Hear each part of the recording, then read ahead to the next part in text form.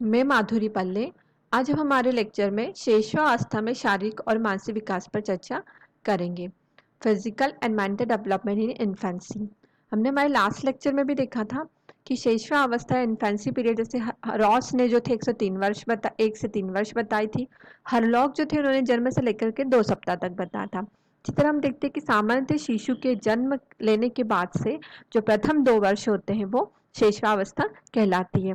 हम देखते हैं कि शिशु को हम अंग्रेजी में कहते हैं इन्फेंट कहते हैं, और इन्फेंट जो होता है वो लैटिन भाषा का एक शब्द है। और हम देखते हैं कि इन्फेंट जो होता है उसका अर्थ होता है कि बोलने में जो होता है वो अक्षम होना।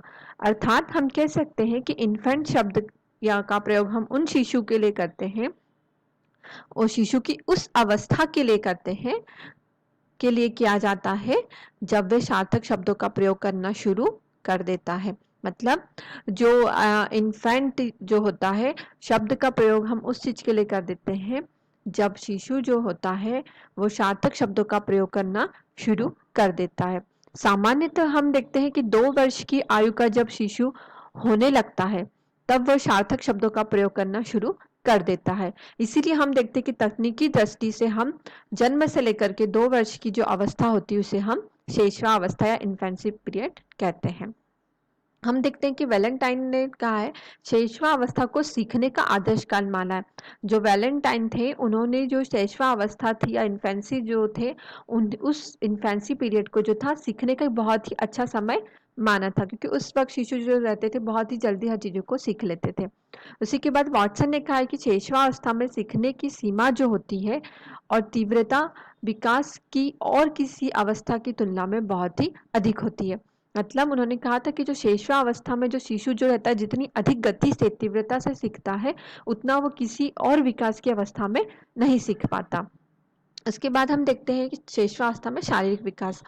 तो हम देखते हैं कि शैशवावस्था में शारीरिक विकास जो होता है बहुत ही तीव्र गति से होता है। 2 वर्षों में शिशु में जो महत्वपूर्ण जो भी उसके अंदर शारीरिक परिवर्तन हमें दिखाई देते हैं वो बहुत ही तेजी से दिखाई देते हैं। ऐसे रेंगना, खिसकना, बैठना, चलना, बोलना, ये सब शारीरिक परिवर्तन होते हैं और जो बहुत ही तेज गति से होते हैं। और प्रत्येक शिशु होता है वो अपने ढंग से अपनी गति एवं सीमा में विकसित होता है। मतलब हर एक शिशु जो होता है वो अपने ही ढंग से, मतलब हर शिशु जो रहता है वो अपनी अपनी गति में और अपनी अपनी सीमा में विकसित होता है। मतलब हर एक बच्चा जो रहता है वो एक साथ चलना या बोलना नहीं सीखता। कोई बच्चा पहले चलना सीख जाता है, कोई जो रहता है वो देर से बोलना सीखता है। उसके बाद हम देखते हैं शारीरिक परिवर्तन में वजन देखते हैं। तो हम देखते हैं शिशु जब जन्म लेता है उस समय जो बालक होता है, लड़के जो होते हैं उनका वजन जो रहता है 7.15 पाउंड होता है, और जो बालिका या जो लड़कियां होती हैं उनका वजन जो होता है 7.13 पाउंड होता है। मतलब हम देखते हैं कि जो लड़के होते हैं उनका वजन लड़कियों से अधिक होता है। उसके बाद हम देखते हैं कभी कभी उनका वजन जो होता है 5 से 8 पाउंड तक भी हो जाता है। मतलब कभी उनका वजन कम हो, किसी किसी शिशु का वजन कम होता है तो किसी का ज्यादा भी होता है।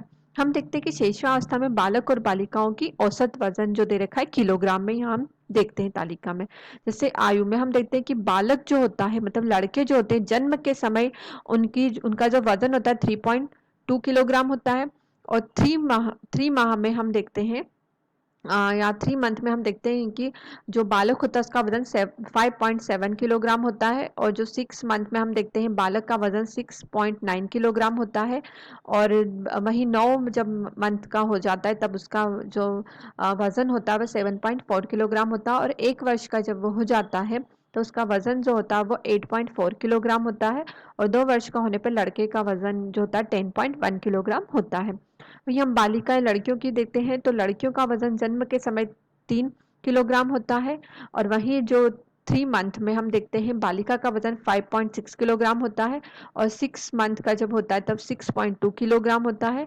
वहीं जब लड़कियां 9 महीने की होती है तो उनका वजन 6.6 किलोग्राम हो जाता है, और जब लड़कियां 1 वर्ष की होती तो उनका वजन 7.8 किलोग्राम, और 2 वर्ष की जब होती तब 9.6 किलोग्राम लड़कियों का वजन होता है। इस तरह हम देखते हैं कि लड़कों का वजन भी जो है वो लड़कियों से ज्यादा होता है। अगर हम लंबाई देखते हैं तो जन्म के समय एवं संपूर्ण शैशवावस्था में जो बालक या जो लड़के होते हैं उनकी लंबाई जो होती है वो लड़कियों से अधिक होती है। जन्म के समय हम देखते हैं कि लड़के या बालक की जो लंबाई होती है वो 20.5 इंच होती है, और वहीं लड़कियों की लंबाई जो होती है 20.3 इंच होती है।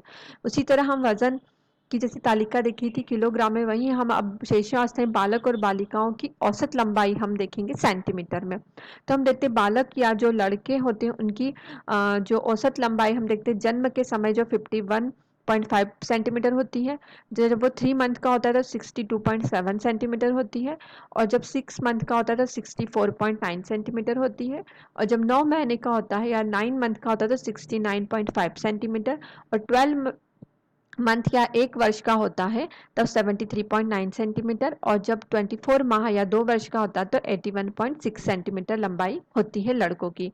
ये औसत लंबाई हमने देखी थी। वहीं हम बालिकाओं की अगर औसत लंबाई देखते हैं तो जन्म के समय बालिका की जो औसत लंबाई 51 सेंटीमीटर होती है, और वहीं 3 मंथ में जो होती है बालिकाओं की लंबाई जो होती है 60.9 सेंटीमीटर, और 6 माह में जो बालिका की लंबाई 64.4 सेंटीमीटर, और 9 महीने में जो 66.7 सेंटीमीटर, और 12 माह या 1 वर्ष में जो होती है वो 72.5 सेंटीमीटर, और जो 24 माह में या 2 वर्ष में जो होती है वो 80.1 सेंटीमीटर होती है।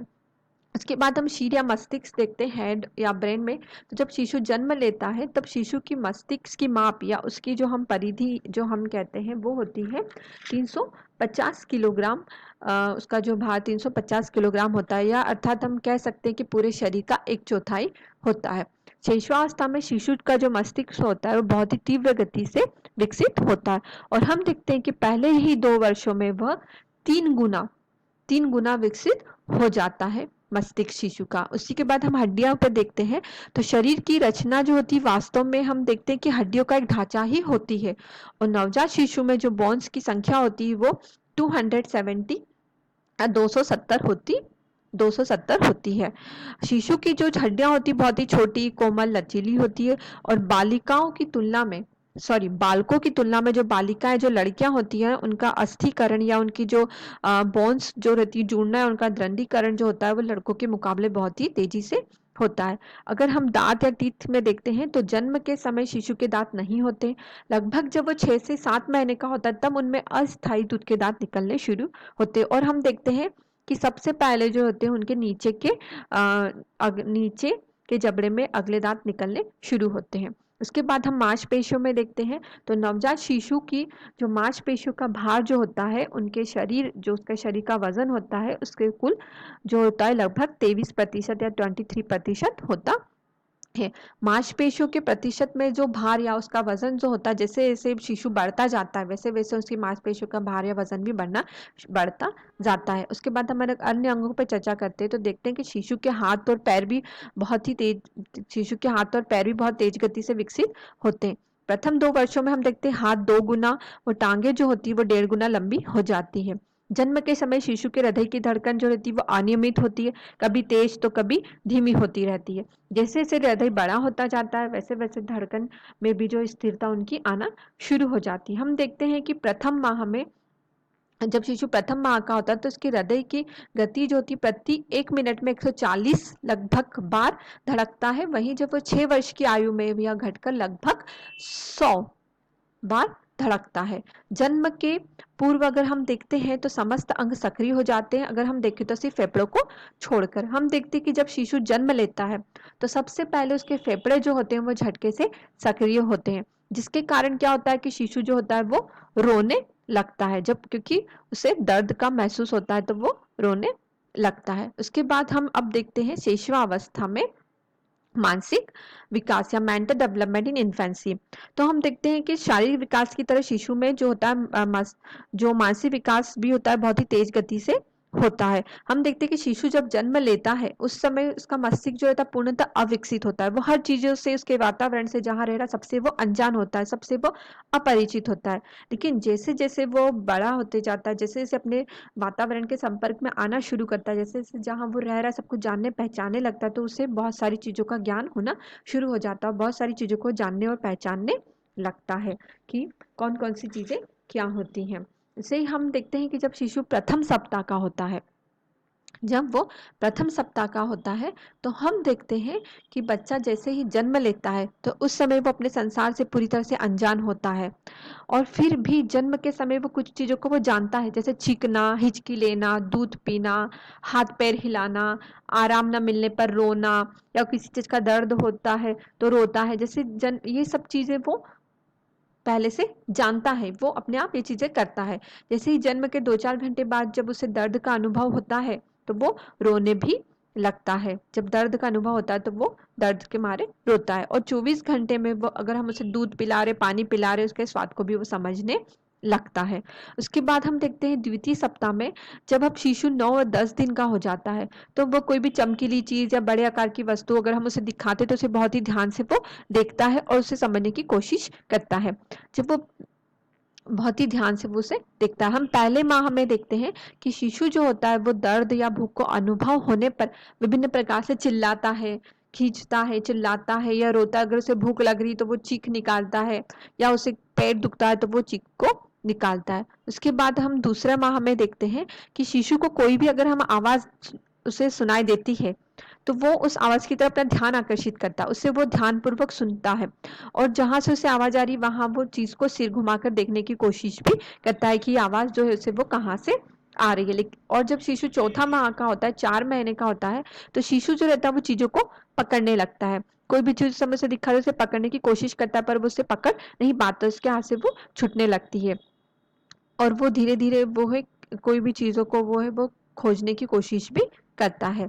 उसके बाद जब शिशु 5 माह का होता है तो हम देखते हैं कि शिशु अपनी माँ को जो होता है वो पहचानने लगता है। बहुत सारे उसे अपने परिवार में व्यक्ति दिखते हैं तो उनमें से वो समझने लगता है कि ये उसकी माँ है, और उसकी माँ को देखकर ही वो बहुत प्यार महसूस करता है और बहुत खुश होता है वो। जब शिशु जो होता है वो छठे माह का होता है तो शिशु जो रहता है वो अपने नाम को समझने लगता है। जब हम उसे उसके नाम से पुकारते हैं तो वो समझता है कि ये मुझे आवाज़ दे रहे हैं, और वो उस तरफ ध्यान से देखने लगता है, और भी कोई चीज़ या संकेत या उन्हें साइन दिखाते हैं तो वो उन्हें भी समझने की कोशिश अब वो करने लगता है। उसके बाद जब शिशु 8 माह का होता है तो हम देखते हैं कि शिशु जो रहता है, एक हर कोई शिशु रहते हैं उनके कोई अपने मनपसंद के खिलौने होते हैं जिनसे वो खेलना पसंद करते हैं। तो जब हम कई सारे खिलौने के बीच में उसके पसंदीदा खिलौना रख देते हैं तो वो उन्हें पहचानने लगता है, उनके साथ वो खेलना शुरू करता है। उसके बाद जब 10 माह का होता है तो हम देखते हैं कि शिशु जो रहता है वो दूसरे बच्चे जो भी गति या दूसरे कोई भी बच्चे व्यक्ति जो गति करते हैं या कोई भी कार्य करते हैं उनका अनुकरण या उनकी नकल करता है। जैसे दूसरे व्यक्ति करते हैं उस तरह से वो भी करने की कोशिश करता है, या कोई जिस उसके साथी जिस तरह से खेलते हैं उस तरह से वो खेलने भी लगता है। और अनेक खेलों में जो है वो जिस तरह से वो खेलता है उस तरह के खेलों को वो देखता है और खुद भी खेलने लगता है। उसके खिलौने अगर ले लेते हैं तो वो उस चीज़ को लेने पर विरोध करता है, गुस्सा प्रकट करता है, कई सारी चीज़ों को फेंकता है, या अगर हम कोई भी चीज़ उसके ढक के दिखाते हैं या फिर छुपाते तो उसकी तरफ भी वो ध्यान आकर्षित करता है। और वहीं हम जब जब वो 1 वर्ष का हो जाता है तो हम देखते हैं कि शिशु जो होते हैं वो छोटे-छोटे शब्दों को बोलने लगता है, और दूसरे व्यक्तियों की तरह वो जो भी व्यक्ति कार्य करते हैं उनकी तरफ वो करने की कोशिश करता है।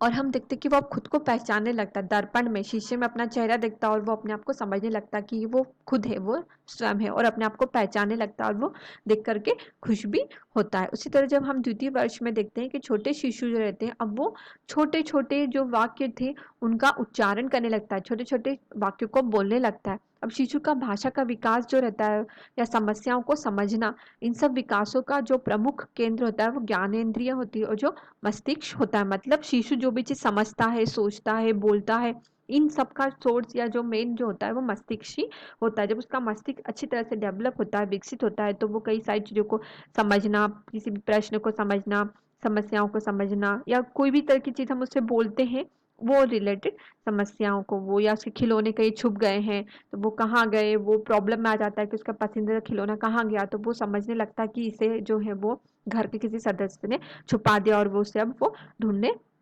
लगता है। अब वो परिवेश में प्रत्येक पदार्थ को देखता भी है, प्रत्येक चीज़ों को देखता है, उसे समझता भी है और उसे जानने का भी वो प्रयास करता है। इसी तरह से हमने ये शेषवावस्था में शारीरिक और मानसिक विकास पर चर्चा करी थी। और जो शैशवावस्था होती है, जब शिशु जन्म लेता है उसके बाद की ये जो होती है मानव विकास की ये पहली अवस्था होती है। और अन्य विकासों की अवस्था हमने देखा कि जो है इस अवस्था में जो होता है विकास बहुत ही तेज गति से होता है।